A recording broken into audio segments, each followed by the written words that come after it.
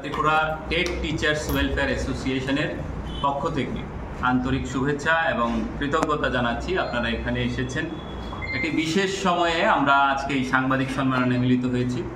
আমার সঙ্গে আছেন আমি রাজ্য সম্পাদক অজয় পাল, আমাদের প্রেসিডেন্ট রাজেশ দত্ত, আমাদের অর্গানাইজিং সেক্রেটারি সুরজিৎ দেবনাথ, আমাদের অন্যান্য যারা আছেন রাজ্য পদাধিকারী সকলেই এখানে আছেন।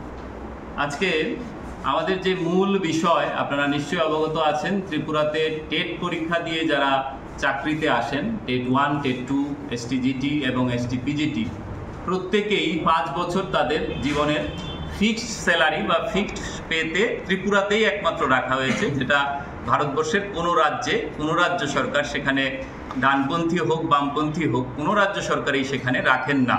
একমাত্র ত্রিপুরাতেই আমরা 5 বছরের ফিক্সড সিস্টেমে আছি, যেটা আমরা মনে করি একটা অন্যায় কাজ, অমানবিক কাজ, এবং এর বিরোধিতা করেই এই সংগঠনের জন্ম হয়েছিল 2017 সালে।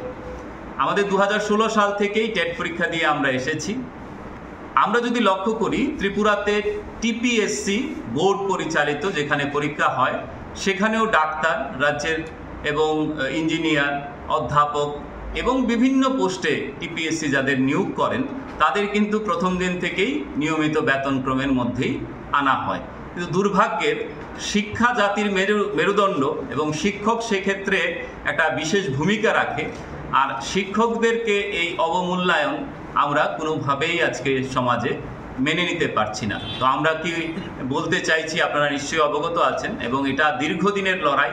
আজও এই লড়াইয়ে আমরা অব্যাহত রাখছি, এবং আমরা অচিরেই এই যেন 5 ইয়ার্স ফিক্সড পলিসি বন্ধ হয়, তার আবেদন আজকের এই সাংবাদিক সম্মেলন থেকে আপনাদের মাধ্যমে রাজ্য সরকারের কাছে রাখছি।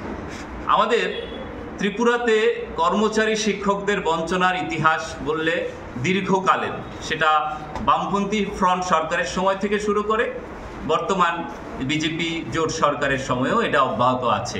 যেরকম ধরুন, ডিএর পার্সেন্টেজ এখনও ভারতবর্ষের প্রায় ম্যাক্সিমাম স্টেটেই 55%, সেন্ট্রাল গভর্নমেন্টের ডিএর সঙ্গে রাজ্য সরকারগুলো সেখানে 55% ডিএ দিয়ে দিয়েছেন। এবং আমরা দেখতে পাই, তলের দিক থেকে যদি দেখি, ত্রিপুরা এবং মণিপুর এবং পশ্চিমবঙ্গে সেখানে ডিএর পার্সেন্টেজটা কম, 33%। বাকি সব রাজ্যে, আমাদের পার্শ্ববর্তী আসাম বলুন, অরুণাচল প্রদেশ বলুন, উত্তরপ্রদেশ বলুন, রাজস্থান বলুন, গুজরাট বলুন, দিল্লি বলুন, সব রাজ্যে কিন্তু এখন 55% ডিএ পাচ্ছে। তো আমরা এই সাংবাদিক সম্মেলনের মাধ্যমে রাজ্য সরকারকে অনুরোধ করব, মাননীয় মুখ্যমন্ত্রী এখন শিক্ষা দপ্তরেও দায়িত্বে, আমরা অনুরোধ করব যে আপনি অচিরেই এই ডিএ আমাদেরকে সম্পূর্ণ ডিএ প্রদান করার ব্যবস্থা করুন। ত্রিপুরাতে আমরা যারা এই যে জিটি, পিজিটি, ইউজিটি, এই 3টে স্কেলের মধ্যেই আপনারা জানেন আমরা আছি যারা শিক্ষক সমাজ।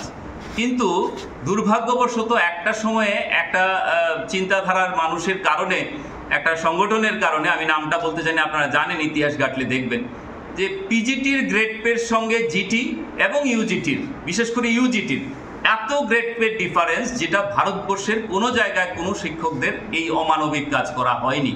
এখানে সুধীর রঞ্জন মজুমদারের নেতৃত্বে 1988 সালে যখন সরকারটা ছিল, তখন বেতনের পার্থক্য ছিল 200 টাকার গ্রেড পের, পিজিটির সঙ্গে জিটির বা ইউজিটির। কিন্তু আজকে সেটা দাঁড়িয়েছে, আপনারা জানেন, আজকে ইউজিটির সেন্ট্রালের গ্রেড পে হচ্ছে 4200 টাকা, রাজ্যে দেওয়া হচ্ছে 2200 টাকা।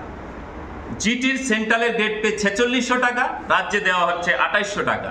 এবং পিজিটিরও সেন্ট্রালে বেশি, 4800 টাকা, রাজ্যে দেওয়া হচ্ছে 4200 টাকা।